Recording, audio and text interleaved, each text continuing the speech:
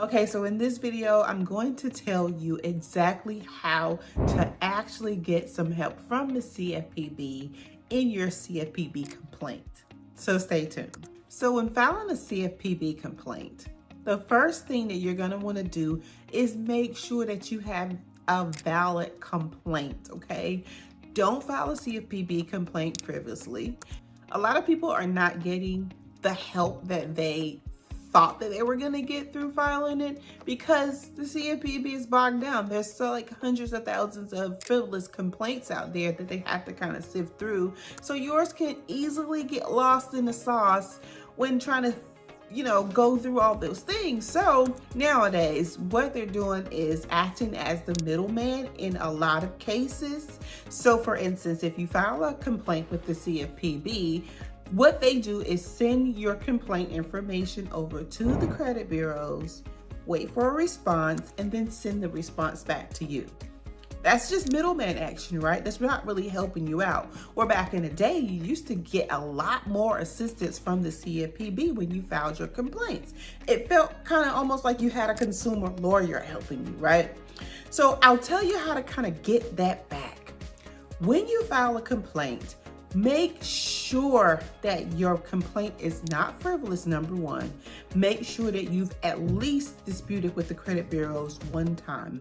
And also make sure that you are uploading as much valid supporting documentation to support your claims as you possibly can. So whatever your claims are, so for instance, when I say supporting documents, I mean things like this, like responses from the credit bureaus. Like if you dispute with Experian and they send you back that cookie cutter stall letter or email that they send back saying, we don't think that this was from you, you want to take a screenshot of that email or document that a letter and upload that as your supporting documentations and let the CFPB know, hey, these guys are breaking the law. This is what I sent them. So you're going to send them your dispute letter, affidavit, whatever that you sent them, along with all the forms of IDs that you actually sent to them to support your claims, right? So when you do this, you're actually letting the CFPB know, hey, this is a real complaint. Here is my supporting evidence or documentation on what my claims are. So if you're disputing bankruptcies, if you're disputing inquiries, if you have the FTC fraud report saying that those inquiries are unauthorized, no way that you're not going to get them deleted if you upload all of that stuff to the CFPB. So all this is just a little information to take you a step further in your dispute process, especially when it comes to filing a complaint with the CFPB. They need to know that your complaints are not frivolous. That is the bottom line, and you can get some help.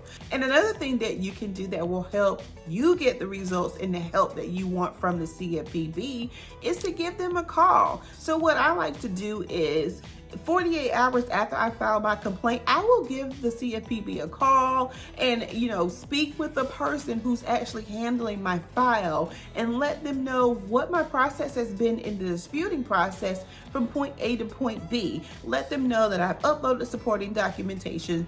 You can literally have them pull your records up, sometimes right there over the phone, and go over things with you. That way you have like an actual human that's on your side helping you fight for your cause. Like, it literally works, especially if you've been disputing something with the credit bureaus for like months and months. Like, some people call me and they've been disputing for like 2 years the same thing, and it really is something that's frivolous or inaccurate on the credit report. So if you're that person and you've been disputing for a while, then you must have a boatload of supporting documentation to support whatever your claims are. Even if the credit bureaus is reporting something that's negative on your credit report, but it's reporting inaccurately, or even if what the credit bureaus are actually reporting on you is accurate, but however it's negatively affecting you, and let's say that they did not perform a proper investigation,